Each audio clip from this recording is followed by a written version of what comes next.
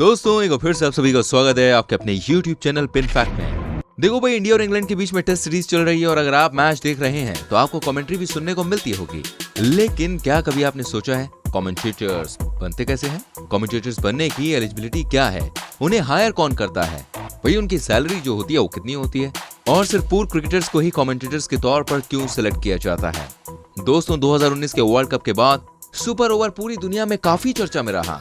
England को छोड़कर पूरी दुनिया के क्रिकेट फैंस ने आईसीसी के इस नियम पर अपनी कड़ी नाराजगी जताई थी, जिसके बाद आईसीसी को अपने नियम में बदलाव करना पड़ा। अब सुपर ओवर का ये नया नियम कौन सा है वो आज हम आपको इस वीडियो में बताएंगे, ठीक है? और आज की इस वीडियो में पहले हम आपको कमेंटेटर्स के बारे में पूरी डिटेल्स देंगे और फिर आपको सुपर ओवर के नए नियम के बारे में बताएंगे। और साथ ही मैं आपको इस बारे में बताऊंगा कि अगर सुपर ओवर में रन्स टाई होने के बाद बाउंड्री और विकेट भी हो जाए तो फिर मैच का फैसला कैसे किया जाएगा। लेकिन आगे बढ़ने से पहले मैं आपसे रिक्वेस्ट करूंगा, प्लीज वीडियो को एंड तक देखिएगा, तभी आपको पूरी नॉलेज मिल सकेगी। वीडियो को लाइक कर दीजिए, चैनल को सब्सक्राइब कीजिए, बेल आइकन प्रेस कीजिए अगर अभी तक नहीं किया है तो। आइए शुरू करते हैं। पहले बात करेंगे हम यहाँ पर कमेंट्री की।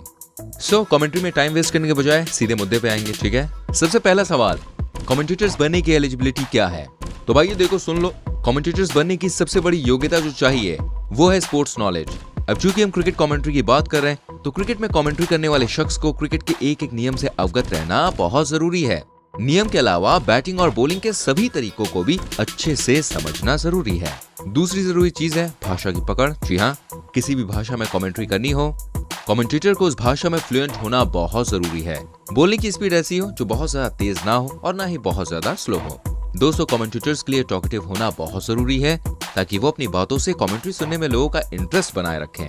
और साथ ही आपको बता दूं, कमेंटेटर्स के लिए ये भी बहुत जरूरी है कि उसकी जो मेमोरी हो वो बहुत भाई तगड़ी हो। जैसे कि प्लेयर्स के नाम हो गए, उनके खेलने की टेक्निक हो गई, पर्सनल रिकॉर्ड्स हो गए, इंटरनेशनल रिकॉर्ड्स हो गए, ये सारी चीजें कमेंटेटर्स की जुबान पर रहनी बहुत जरूरी है ताकि वो लाइव कमेंट्री के दौरान ही लोगों को इन चीजों के बारे में बताते रहें। इंटरनेशनल क्रिकेट में कमेंट्री करते हुए हमें ज्यादातर पूर्व क्रिकेटर्स ही नजर आते हैं, लेकिन अगर कोई आम इंसान भी कमेंटेटर बनना चाहे तो यस बॉस, उसके लिए रास्ते हमेशा खुले हैं। Sports journalism, anchoring and radio jockey course में MBA डिग्री लेकर कमेंट्री में करियर बनाया जा सकता है। कमेंट्री के रास्ते तो भाई सभी के लिए खुले होते हैं, लेकिन बुलंदी पर सिर्फ पूर्व क्रिकेटर्स ही क्यों पहुंच पाते हैं, ये एक बड़ा सवाल है। दोस्तों जब आप इंटरनेशनल मैचेस में कमेंटेटर्स की लिस्ट देखेंगे तो इसमें सारे के सारे पूर्व क्रिकेटर्स ही नजर आएंगे। एक हर्षा भोगले एक्सेप्शन है, जो नॉन क्रिकेट बैकग्राउंड से होने के बावजूद एज अ कमेंटेटर दुनिया में अपनी पहचान बनाने में कामयाब रहे हैं। तो फिर ऐसा क्यों है कि सिर्फ पूर्व क्रिकेटर ही कमेंटेटर के रूप में नजर आते हैं? देखिए, इसके पीछे यार कोई नियम नहीं है, ऐसा कमेंटेटर किसी को भी हायर किया जा सकता है। लेकिन ज्यादातर ब्रॉडकास्टर्स सिर्फ इसलिए पूर्व क्रिकेटर्स को हायर करते हैं क्योंकि उन्हें क्रिकेट की सारी बारीकियां मालूम होती हैं। साथ ही वो क्रिकेट के तमाम रिकॉर्ड से अवगत रहते हैं। एज अ क्रिकेटर वो मैचेस के दौरान हर तरह की सिचुएशन से गुजर चुके होते हैं, तो जब कमेंट्री करते हुए मैच में इस तरह की स्थिति बनती है तो वो इसे काफी आसानी से समझा देते हैं। 200 पूर्व क्रिकेटर को कमेंटेटर के रूप में हायर करने की एक बड़ी वजह होती है कि उनके पास पहले से काफी ज्यादा फैन फॉलोइंग रहती है, तो जब भी वो कमेंट्री करने के लिए आते हैं तो उनके नाम की वजह से लोग उन्हें सुनना पसंद करते हैं। अब आप ही बताएं, लोग नई आवाज को सुनना पसंद करेंगे या फिर उस आवाज को जिसने पहले ही अपने खेल से सबको अपना दीवाना बना रखा था? तो बस दोस्तों यही वजह है कि हमें कमेंटेटर्स के रूप में सिर्फ पूर्व क्रिकेटर्स ही नजर आते हैं। दोस्तों अगर हम कमेंटेटर्स की सैलरी की बात करें तो आप जानते हैं कमेंटेटर की सालाना कमाई करोड़ों में होती है। जी हाँ, ऑन एवरेज टॉप कमेंटेटर्स की पर मैच फीस $2500 होती है। वहीं एक सीरीज के लिए उन्हें $50,000 से $55,000 तक मिल जाते हैं। वहीं इनकी एनुअल अर्निंग लगभग $1 मिलियन के आसपास होती है। इंटरनेशनल क्रिकेट मैचेस के लिए कमेंटेटर्स को हायर कौन करता है, ये सवाल आपके मन में? तो चलिए मैं आपको बताता हूँ। दोस्तों बायलैटरल सीरीज के लिए कमेंटेटर्स को होस्ट क्रिकेट बोर्ड द्वारा सिलेक्ट किया जाता है। इसके अलावा ब्रॉडकास्टर्स भी अपनी ओर से कमेंटेटर्स को हायर करते हैं। आईसीसी टूर्नामेंट्स में कमेंटेटर्स के सिलेक्शन का पूरा अधिकार ऑफिशियल ब्रॉडकास्टर के पास होता है। और चलिए, जैसे कि मैंने आपसे स्टार्टिंग में कहा था, मैं आपको बताऊंगा सुपर ओवर के नए नियम के बारे में। तो यस, बात करते हैं उसके बारे में। देखिए, सुपर ओवर किसी भी मैच में सुपर रोमांच पैदा करता है, लेकिन 2019 के क्रिकेट वर्ल्ड कप के फाइनल मैच में ये सुपर ओवर सुपर कंट्रोवर्सी की वजह बन गया। कंट्रोवर्सी इतनी ज्यादा हुई कि आईसीसी को अपने नियम में बदलाव भी करना पड़ा। दोस्तों क्रिकेट भले ही सदियों पुराना है, लेकिन क्रिकेट का सुपर ओवर नया है। सुपर ओवर को सबसे पहले 2008 में लागू किया गया था। सुपर ओवर से पहले मैच टाई होने की स्थिति में इंटरनेशनल क्रिकेट में बोल आउट लगाया गया था। सबसे पहला बोल आउट 2006 में वेस्ट इंडीज और न्यूजीलैंड के बीच T20 मैच में हुआ था। जिसमें न्यूजीलैंड ने वेस्टइंडीज को 3-0 रनों से हराया था। इसके अलावा इंडिया और पाकिस्तान के बीच का बोल आउट तो भाई आप सभी को याद ही होगा। खैर दोस्तों, क्रिकेट में बोल आउट ज्यादा दिनों तक नहीं चल सका और 2008 में सुपर ओवर को इंट्रोड्यूस किया गया। दोस्तों, फर्स्ट बोल आउट की तरह ही फर्स्ट सुपर ओवर भी वेस्टइंडीज और न्यूजीलैंड के बीच T20 में ही खेला गया था। 2008 के इस मैच में सुपर ओवर में वेस्टइंडीज ने 1 विकेट खोकर 25 रन बनाए थे। इसके जवाब में न्यूजीलैंड की टीम ने 2 विकेट खोकर सिर्फ और सिर्फ 15 रन बनाए। अच्छा, क्या कभी आपने सोचा है बोल आउट और सुपर ओवर से पहले सेमीफाइनल या फाइनल मैच टाई होने पर विजेता का फैसला कैसे होता था? देखिए, ऐसी स्थिति में मैच को रद्द समझा जाता था और फिर अगले दिन मैच दोबारा शुरू से खेला जाता था। जी हाँ, मैच टाई होने की स्थिति में रिजर्व डे रखा जाता था। हालांकि रिजर्व डे सिर्फ सेमीफाइनल और फाइनल मैचेस के लिए होता था, लेकिन इंटरनेशनल क्रिकेट में ऐसी नौबत कभी आई ही नहीं।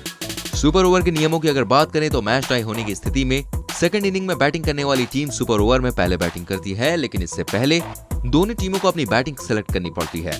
हर टीम अपनी सुपर ओवर वाली टीम में 3 बैट्समैन और 1 बॉलर का सिलेक्शन कर सकती है।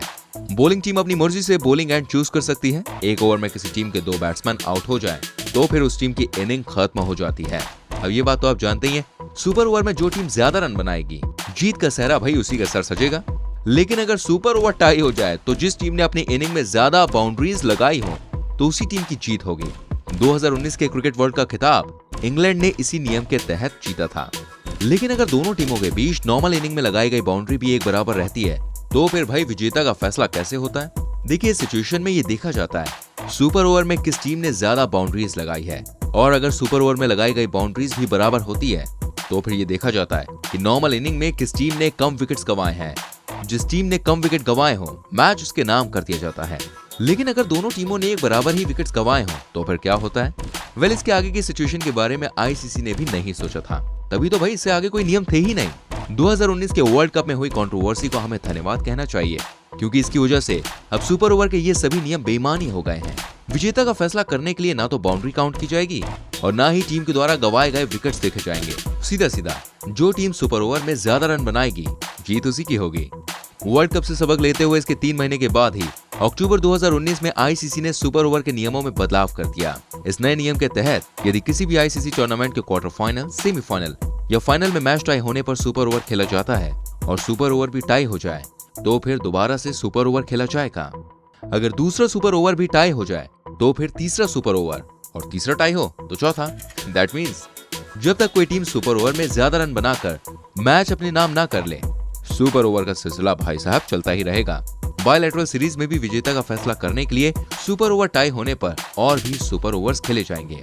वहीं अगर दोस्तों आईसीसी टूर्नामेंट के ग्रुप स्टेज में किसी मैच में सुपर ओवर टाई होता है तब इस मैच को टाई मानकर दोनों टीमों को बराबर बराबर अंक दे दिए जाएंगे। उम्मीद है ये वीडियो आपको पसंद आई होगी। अगर अच्छी लगी तो प्लीज वीडियो को लाइक करें, शेयर करें, कमेंट करके बताएं सुपर ओवर के इस नए नियम के बारे में आपका भैया क्या कहना है। ठीक है, दिल खोल के प्यार दो वीडियो को, चैनल सब्सक्राइब करो, बेल आइकन प्रेस करो, क्योंकि आप ही का तो प्यार है जो हमें आगे बढ़ने के लिए मोटिवेट करता है। प्यार फैलाइए, खुश रहिए। मिलते हैं अगली वीडियो में। Till then bye bye, take care मेरी चैन।